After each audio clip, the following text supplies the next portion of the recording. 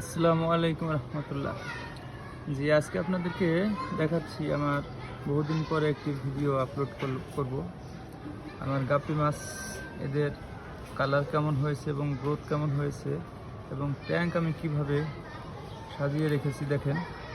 আমি কিন্তু আগে আপনাদেরকে বলেছি ট্যাঙ্কের পানি কখনো পরিবর্তন করতে হয় না যদি এইভাবে ট্যাঙ্কে আপনারা প্লান্ট রোপণ করে রাখেন। দেখেন, আর গাপ্পি মাছ হলো একটি লাভজনক মাছ। এরা নিজে থেকেই বাচ্চা দেয়, এরা ডিম পাড়ে না। বিশেষ করে সব থেকে লাভজনক যদি একটি মাছ চাষ হয়ে থাকে সেটা হলো গাপ্পি মাছ চাষ। দেখেন, এই যে এই সাইজের মাছগুলা, এগুলো আমি 150 টাকা প্রতি পিস বেচি। আর সাধারণত বাজারের কই মাছ যদি আপনি বিক্রি করতে যান সর্বোচ্চ 20 টাকা বিক্রি করতে পারবেন। দেখেন, আর একটা ট্যাঙ্কে কি পরিমাণে মাছ হয়েছে আপনারা না দেখলে হয়তো বা বিশ্বাস করতে পারতেন না। আমি আমার সবসময় কিন্তু আমার এই ট্যাঙ্কগুলোর আপডেট দিয়ে থাকি। আর সব থেকে আমি প্রত্যেকটা ভিডিওতে আমি আপনাদেরকে যে জিনিসটা বোঝানোর চেষ্টা করেছি সেটা হলো যে আপনারা ট্যাঙ্কে যদি এই যে এভাবে এই দেখেন, প্রত্যেকটা ট্যাঙ্কে আমার মাটি আছে তলায়, প্রত্যেকটা ট্যাঙ্কের তলদেশে মাটি দেওয়া আছে এবং প্লান্ট রোপণ করা আছে, যার কারণে পানি সবসময় ফিল্টারেশন হয়ে থাকে। এই পানি পরিবর্তন করার প্রয়োজন হয় না।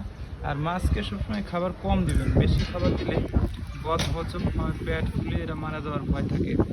খাবার কম দিবেন, এরা সবসময় সুস্থ থাকবে।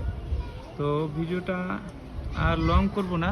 দেখেন, আমার এই ভিডিওটা যদি ভালো লেগে থাকে আমার চ্যানেলটাকে সাবস্ক্রাইব করবেন এবং পাশে থাকা বেল আইকনটি বাজিয়ে রাখবেন, যাতে করে নতুন কোনো ভিডিও ছাড়লে সবার আগে আপনার কাছে গিয়ে পৌঁছে যায়।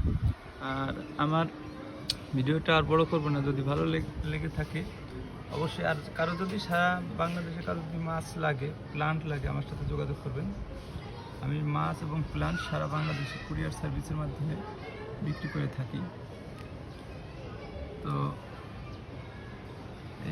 এই ছিল আজকের আমার গাপ্পি ট্যাঙ্কের আপডেট। একটু জুম করে যদি দেখানোর চেষ্টা করি মাছগুলো, আমি তো মোবাইল দিয়ে ভিডিও করি, অত ভালো রেজুলেশন না আমার মোবাইলের, যার কারণে আপনাদেরকে হয়তো বা সুন্দর করে দেখাতে পারতেছি কি না সেটা আপনারাই ভালো জানেন। আপনারা দেখে অবশ্যই জানাবেন। এই যে দেখেন, একটা মাছ ফুল লোডেড হয়ে আছে, এটা কিন্তু ফিমেল মাছ।